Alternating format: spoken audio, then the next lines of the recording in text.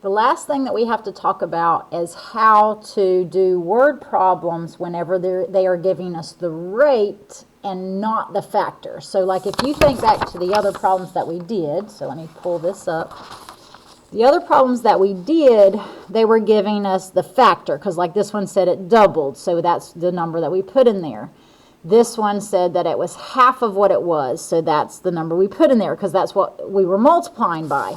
But when they give us the rate, we have to actually do something extra to get back to where we have what the B was, okay?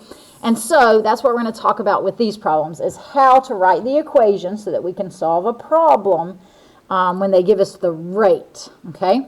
So you do have to know something with this. So there is a little equation that you can use so that you can find your B, okay? And it does come from kind of what we talked about with the exponential equation. So when they give you the rate, when they give you the percent that it's growing or decaying by, then what you're going to do is you're going to use this equation. So A, remember, is what you start with, and then you're going to take 1 plus or minus, and I'll talk about which one you use, whatever the rate is. So R is your rate, and then it's to the X, which is usually a time. So it could be like months or years, depending on what the problem says, okay? So for instance, let's kind of do a couple examples so you can see when to use the plus in the equation and when to use the minus, okay? So there's going to be certain instances you'll use one or the other, okay?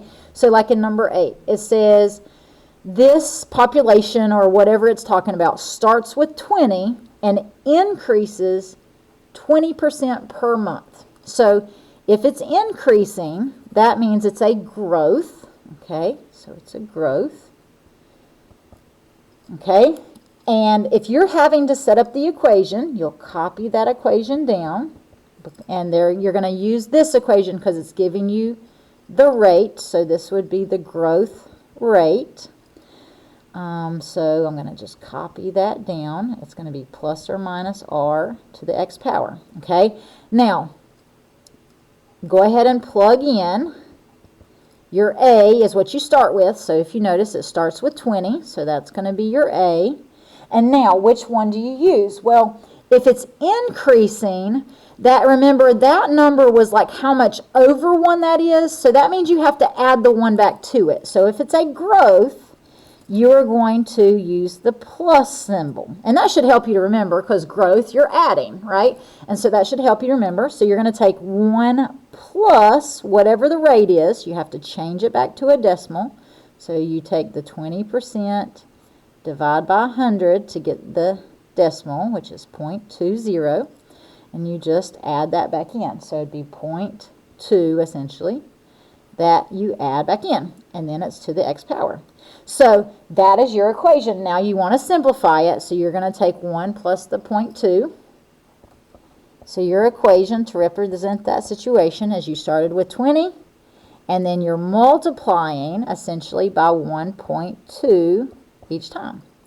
So there is your exponential equation for that scenario. Okay? So that's how growth problems work when they give you the rate. All right, so now let's talk about, well, what happens. Notice in this one, it says it's decreasing, so that means it's going to be decaying.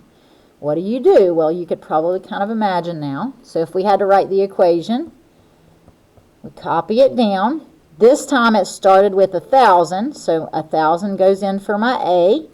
And now it's decreasing. So decreasing, remember, that was the percent that was going away each time. So you have to actually take 1 minus the 11% to figure out how much was staying. Okay. Now you have to change it to a decimal. So just like what we did before, you're going to take 11 divided by 100 to change it back to a decimal. And so that's what goes in for your R.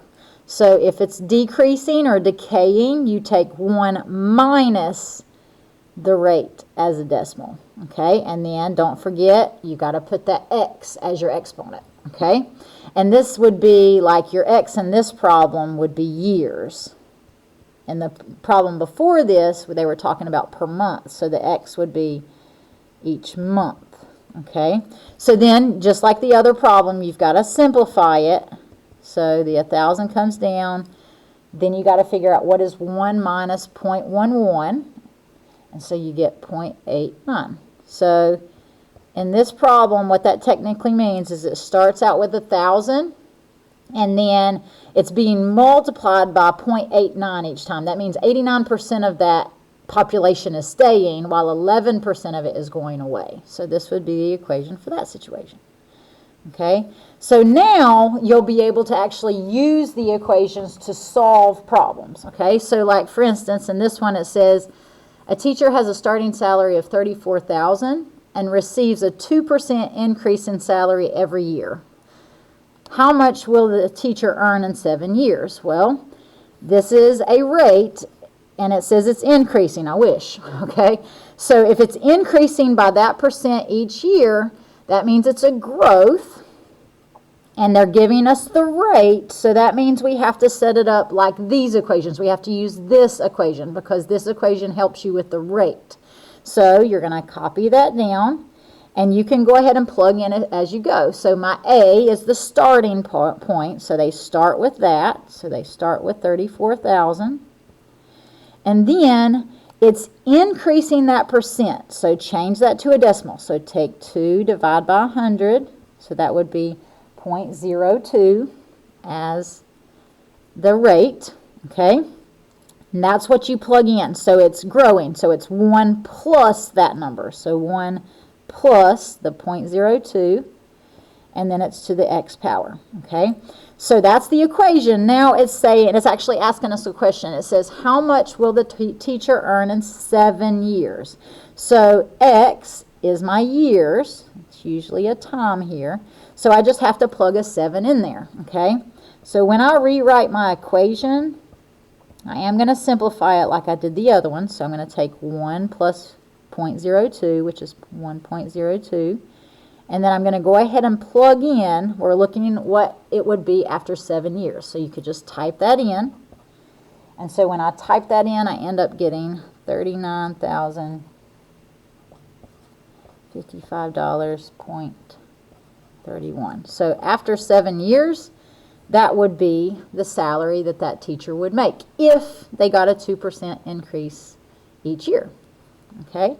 So that's how you use the rates and the equation for rates to find how much it would be after so long. Okay, so the last problem here, it says in 2000, 2,200 students attended a high school. The enrollment has been declining, so declining means it's decreasing, 3% per year. So that's a rate, and if it's declining, that's actually your decay rate.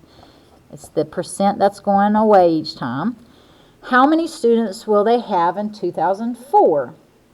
Okay, well, if you are going to make an equation and it's going to deal with years, you want to kind of think about the years. So we've got the beginning is year 2000. So in the year 2000, there were 2,200 students. Okay, so these are the years. Okay, but the reason I didn't put it here is because a lot of times with the equations, they don't like you to use equations like to represent them. They want you to put actual like numbers like 0 to represent the beginning of the time. Okay, and so for your x values, or I'm going to put a t for time, 2000 would be before any time has passed. So you're going to use that as like your year 0, before any time has passed. So that would be 0. This would be the number of students that there were. So number of students. So kind of putting that together. At the beginning, year 2000, so before any time had passed, there were 2,200 students. It says, excuse me, that it's declining 3% each year. So if that's your beginning time, it says after that, how many students will they have in 2004? So if this is your beginning time, then what would the year 2004 be? Well, it'd be however past, I guess, the year 2000 is. Well, that's 4 years. So what you're looking for is at year 4, time 4, how many students were there, okay? So when you set up your equation, you're going to be using these numbers rather than the years, okay? So let's plug it in, and we're going to use this equation that we used for rate because they gave us the rate. So it started with 2200. That's what it started with. And then it's declining. So we have to use the 1 minus the rate. Change that to a decimal. So 3 over 100 ends up being 0.03. So you take 1 minus 0.03. And then you're going to put that, you could put that to the x, or I used a t for time. So I'm actually going to put a t. So when I do that, that's going to actually change this to a t because I have to make this match that, okay? Then I'm looking for how many students there would be in the year 2004. So I'm going to plug in a 4 right there for my equation. So I'm going to actually simplify this. 1 minus 0.03, there, that means that there's 97% of my students that would be staying. And then I'm going to bring that to the 4th power.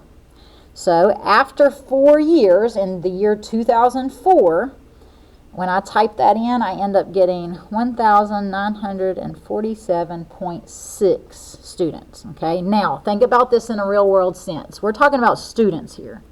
You can't really have 0.6 of a student, so what you would do is you would kind of approximate that. You would round that, so round to the nearest whole number. So there'd be approximately 1,948 students in the year 2004, if it was declining.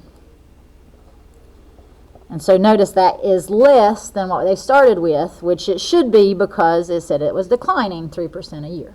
So there you go.